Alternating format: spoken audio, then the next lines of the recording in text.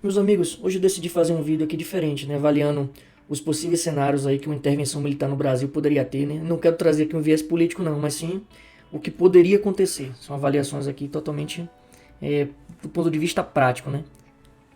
Então vamos avaliar aqui os possíveis passos, né, que as Forças Armadas poderiam seguir caso algo dessa magnitude acontecesse aqui novamente no Brasil. Primeiro eu quero esclarecer aqui que o objetivo não é debater a nível político aqui as declarações que o general Hamilton Mourão trouxe no passado, né. Todo mundo sabe que no passado ele trouxe algumas informações que ele defendia uma intervenção militar no Brasil, inclusive ele teve algumas punições por isso. Ele liderava ali o Comando Militar do Sul, quando ele foi transferido na época para fazer serviços internos, serviços burocráticos ali em 2015, isso lá na Secretaria de Economia e Finanças do Exército. Mas mesmo assim ele continuava falando sobre intervenções, né, caso os três poderes ali não resolvessem os problemas do país. Tudo isso antes dele se tornar vice-presidente, né, isso lá em 2015. Mas como se processaria uma intervenção militar no Brasil? Primeiro, isso não seria algo fácil de implementar, né? Traria de qualquer forma graves consequências para todo mundo, ninguém estaria isento disso. Primeiro, é que deveria haver uma unanimidade entre os comandantes, né? Pelo menos aí uma adesão de grande parte dos envolvidos, né? Para evitar aí o surgimento de facções contrárias, né? Que uma possível guerra civil poderia acontecer caso tivesse esse embate aí entre as pessoas. Então esse já seria um risco muito grave, né? Então esse tipo de ação não poderia partir de comandante de área ou comandantes ali de unidade dispersas. Tinha que ser partir dali do alto escalão e todos que possuem os maiores poderes de decisão ali tinha que estar alinhado com essa decisão. Mas não tem como prever que isso que aconteceria atualmente no Brasil isso, né? Utilizando como base aí o que aconteceu em 1964. Porque naquela época todos os setores, né, pediam a queda do presidente, né? Então todo mundo, até os meios de comunicação, pedia a queda do presidente João Goulart na época, né? Isso considerando toda a mídia oficial em massa. Então isso talvez não acontecesse atualmente, né? Muitos setores da economia defendiam o atual regime de esquerda, o que faria com que existisse uma grande divisão entre os brasileiros. Visto isso, né, essa ação poderia escalar uma possível guerra civil, troca de tiro entre facções, algo que não traria benefício para nenhum dos lados. Então precisaria de fato de um acordo. Além disso, em 1964, nem todos os militares eles estavam alinhados ali para derrubar o governo de João Goulart. E graças às negociações de alguns generais, a situação na época não se desbancou ali para a guerra. Poderia haver uma guerra ali muito grave, né? Alguns comandantes tinham dado ordens, inclusive, para usar a força com tropas marchando ali para o Rio de Janeiro, que era a capital do Brasil na época, né? E isso para pôr um fim ali ao movimento intervencionista, ou seja, ter militar combatendo militar. Ia ser uma guerra muito grave ali, né? Por conta das divergências que os comandantes tinham ali entre aquele entendimento. Isso não aconteceu por conta das negociações, né? Ou seja, mesmo com o apelo da sociedade, não havia uma união das tropas, né, para intervir ali na situação. Atualmente essa sintonia seria muito mais difícil de acontecer, por isso o risco ali de haver choque entre generais ali é muito mais provável de acontecer. Nós temos pessoas de esquerda, de direita, todo mundo é muito polarizado. Agora vamos aqui partir da premissa que houvesse uma sintonia e as Forças Armadas ali caminhassem em conjunto, né? O que eles fariam em primeiro momento? Muito provavelmente o exército teria que assumir as posições de combate ali nas principais capitais brasileiras, principalmente em Brasília, né, que é a capital do Brasil.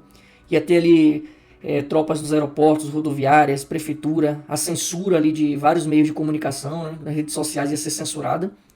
Nessa fase os militares poderiam negociar ali com o presidente ali uma renúncia ali tranquila, né, coisa que poderia acontecer facilmente se houvesse a tal unanimidade, né? Mas se não houver unanimidade, né, que é muito mais provável de acontecer, não teria nenhum tipo de tranquilidade nesse aspecto, né? Então, caso o intervencionista ali vencesse a batalha, né, o presidente poderia ser preso, poderia ser morto, poderia fugir para outros países também, né, países que pudessem lhe dar asilo político. Mas não só o presidente, como muitos políticos poderiam ser presos, né? Todos aqueles que fossem contrários aos atos de intervenção iriam ser presos. Isso aconteceria com todas as figuras políticas, né? Todo mundo. Mas para impor essa prisão, os militares iriam impor uma espécie de lei marcial, né? Revogando os direitos civis, né? Como por exemplo o habeas corpus. O habeas corpus não ia valer de nada, né?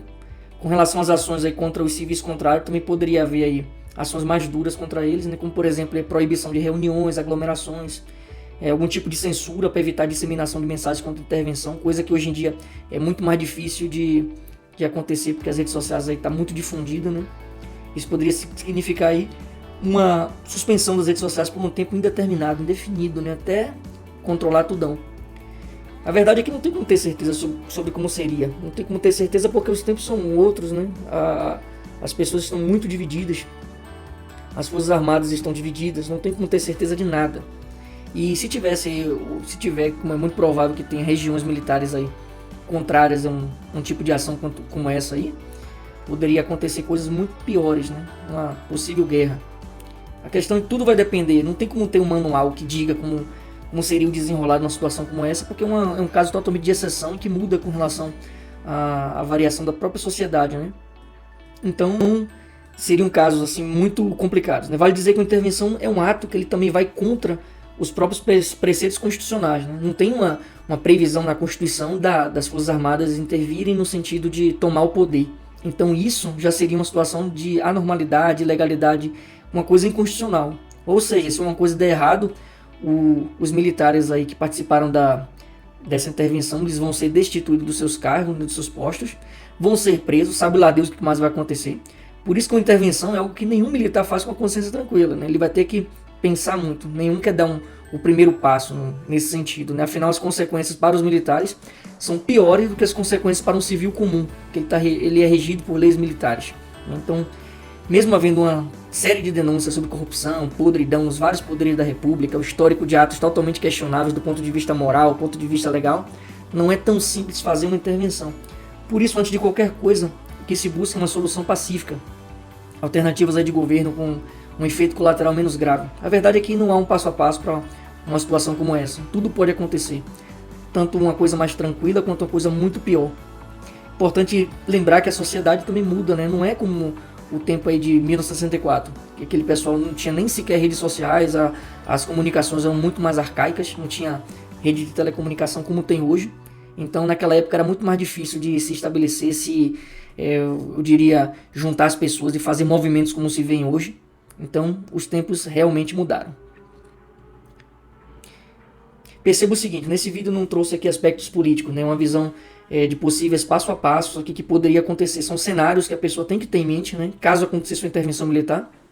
Na minha opinião, a forma menos caótica seria conseguir comprovar aí as possíveis fraudes nas urnas, né? E responsabilizar pontualmente aqueles envolvidos.